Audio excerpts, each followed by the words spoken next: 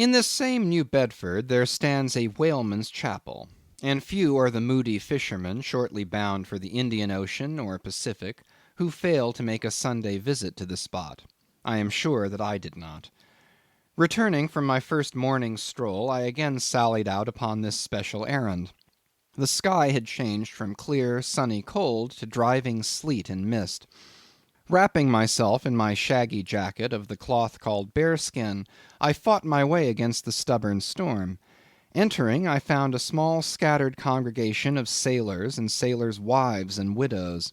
A muffled silence reigned, only broken at times by the shrieks of the storm. Each silent worshipper seemed purposely sitting apart from the other, as if each silent grief were insular and incommunicable.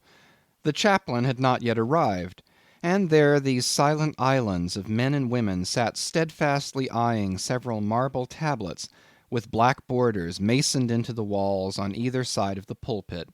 3 of them ran something like the following, but I do not pretend to quote. Sacred to the memory of John Talbot, who at the age of 18 was lost overboard near the Isle of Desolation off Patagonia, November 1st, 1836. This tablet is erected to his memory by his sister.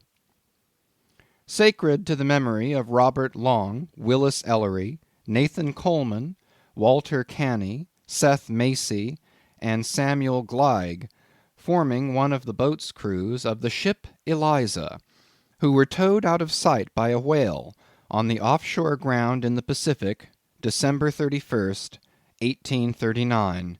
This marble is here placed by their surviving shipmates.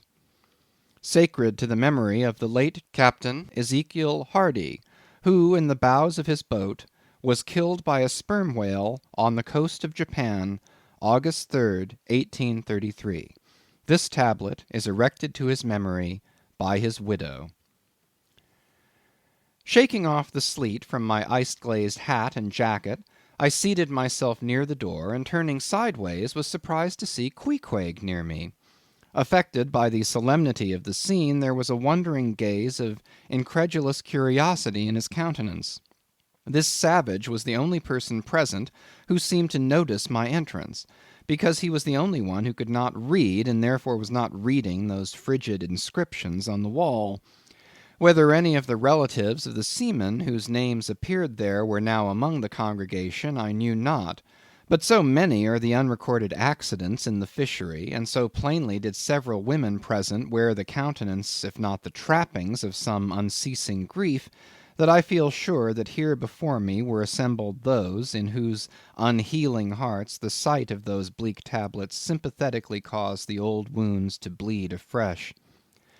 Oh, ye whose dead lie buried beneath the green grass, who, standing among flowers, can say, Here, here lies my beloved, you know not the desolation that broods in bosoms like these.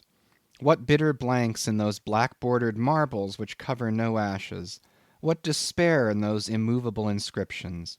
What deadly voids and unbidden infidelities in the lines that seem to gnaw upon all faith, and refuse resurrections to the beings who have placelessly perished without a grave!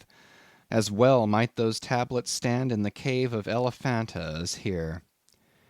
In what census of living creatures the dead of mankind are included, why it is that a universal proverb says of them that they tell no tales, though containing more secrets than the Goodwin Sands, how it is that to his name who yesterday departed for the other world we prefix so significant and infidel a word, and yet do not thus entitle him if he but embarks for the remotest Indies of this living earth, why the life insurance companies pay death forfeitures upon immortals, in what eternal unstirring paralysis and deadly hopeless trance yet lies antique Adam who died 60 round centuries ago, how it is that we still refuse to be comforted for those who we nevertheless maintain are dwelling in unspeakable bliss, why all the living so strive to hush all the dead, wherefore but the rumor of a knocking in a tomb will terrify a whole city, all these things are not without their meanings.